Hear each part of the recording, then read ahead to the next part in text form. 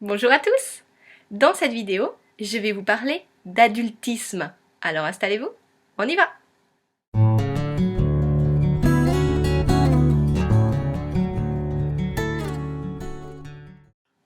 L'adultisme est un néologisme qui fait référence à la discrimination basée sur le fait d'être un enfant. Plus clairement, ce sont tous les comportements qui partent du postulat que l'adulte est le sachant, qu'il est le dominant et qu'il est autorisé à se comporter avec l'enfant de quelque manière que ce soit, sans même lui demander son avis. C'est une logique absurde, injuste, basée sur le pouvoir, qui enseigne à l'enfant que celui qui a le pouvoir peut dominer, peut contrôler celui qui en a le moins. C'est un fléau pour l'accompagnement respectueux des enfants et pour leur permettre de s'épanouir, d'utiliser leur libre arbitre et de devenir la personne qu'ils ont envie d'être plus tard en grandissant. Nous vivons dans une société où il faut qu'il règne un ordre, une productivité. On sacrifie bien évidemment pour ça les besoins d'autonomie des enfants. Comment laisser l'enfant lasser ses chaussures, choisir ses vêtements, quand on est toujours pressé, quand il faut aller toujours plus vite? Effectivement, on va trouver normal que l'enfant se soumette et réponde davantage aux normes de société plutôt qu'à ses besoins physiologiques de développement. Le tout petit va explorer son environnement, c'est l'essence même de la vie. Alors comment explorer sans expérimenter? Il va crier, se disputer, dire non, casser, dire des gros mots. C'est sa logique, il va tester le cadre, nos règles de vie, pour pouvoir mieux les appréhender et pouvoir mieux les comprendre. L'adultisme est partout dans les phrases anodines du quotidien. C'est l'heure d'aller te coucher maintenant. Arrête de manger, c'est fini. Sors du bain maintenant. Ce sont des phrases que l'on ne dirait pas à un adulte. On le laisserait se réguler, en fonction de son sommeil, en fonction de sa faim, de son bien-être. Eh bien, quand il s'agit d'un enfant, à cause de nos fausses croyances, de notre éducation, nous nous sentons obligés de nous poser comme dominants, comme l'être qui sait mieux que l'enfant ce dont il a besoin. Et ça, c'est très néfaste pour nos enfants. Alors, la bonne nouvelle, c'est qu'il existe une voie entre l'autoritarisme et le laxisme. Et cette voie permet à l'enfant d'exprimer son libre arbitre en toute sécurité. Parce que oui, un enfant peut comprendre une règle de sécurité si elle est expliquée de façon claire. De façon claire en l'expliquant d'un point de vue sécuritaire et non d'un point de vue « je suis l'adulte, tu m'écoutes, c'est moi qui sais mieux que toi ». Tout est là dans cette nuance. Offrir ce mode d'accompagnement à son enfant, c'est lui permettre de lui ouvrir les yeux sur la société, avoir un esprit critique, avoir plus d'empathie, plus de respect, plus de solidarité et de permettre petit à petit de changer les mentalités. C'est un vrai cadeau.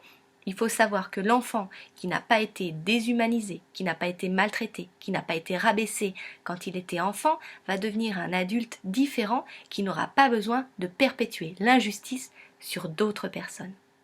Le besoin d'autonomie ignoré dans l'enfance explique pourquoi on voit si souvent des jeunes transgresser les règles sociales, avoir des conduites à risque dangereuses, puisque c'est le seul moyen qu'ils ont trouvé pour exprimer leur libre arbitre. S'extraire de la relation dominé-dominant avec les enfants n'est pas chose aisée, surtout quand on a une société qui ne nous encourage pas à le faire. En effet, plus on va oppresser les enfants, les soumettre, plus on a de chances d'avoir des personnes à l'âge adulte qui ne contestent pas les règles, contestent pas le cadre et qui sont plus productives. Alors, comment faire quand on n'a pas de solution alternative prête à l'emploi? Je vais vous donner dans cette vidéo quelques clés. Allons-y! La première chose à faire pour sortir de ce schéma, c'est de se poser les bonnes questions. Est-ce que les rituels que j'ai mis en place permettent de rendre la vie plus agréable? Est-ce que les règles que j'impose dans cette maison sont justes ou sont arbitraires? Est-ce que mon enfant a la possibilité d'explorer son environnement en toute sécurité? Est-ce que les punitions, est-ce que les cris rendent l'ambiance plus agréable? Tout ça va permettre de mettre le point sur les difficultés. Et c'est comme ça que vous allez pouvoir les travailler. Quand on s'est posé les bonnes questions, il faut ensuite amorcer le changement. Commencez par optimiser votre intérieur, de façon à ce que votre enfant puisse explorer, puisse toucher, sans qu'il y ait de problème de sécurité. Ensuite, ayez une relation de coopération avec votre enfant. Le distraire, lui laisser le choix, lui laisser le temps, c'est très important. N'hésitez pas à parler, exprimer vos besoins. Et là, je vous encourage à utiliser l'outil de la communication non violente parce que par mimétisme, il pourra faire la même chose et il y aura une meilleure compréhension entre vous. Ensuite, il faut rassurer. Quand il y a par exemple un soin médical, l'enfant va comprendre qu'on touche à son intégrité physique. Il peut se débattre. C'est très important de le rassurer, de lui expliquer. N'hésitez pas à vous excuser si vous avez trouvé qu'un acte était injuste ou si vous-même avez pratiqué un acte injuste. Excusez-vous, expliquez vos motivations pour que l'enfant puisse comprendre. Le dernier point est un travail sur soi.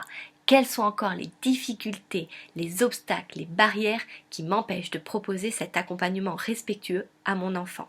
N'hésitez pas à utiliser l'hypnose, l'auto-hypnose pour répondre à ces questions et vous faire guider par un accompagnant en parentalité qui vous donnera des astuces, des conseils pour mettre en pratique au mieux cette parentalité plus bienveillante. Et voilà, c'est déjà fini. Alors, n'hésitez pas à me laisser un commentaire, m'écrire sur l'adresse mail ou visiter le site internet. Je vous dis à bientôt. Au revoir.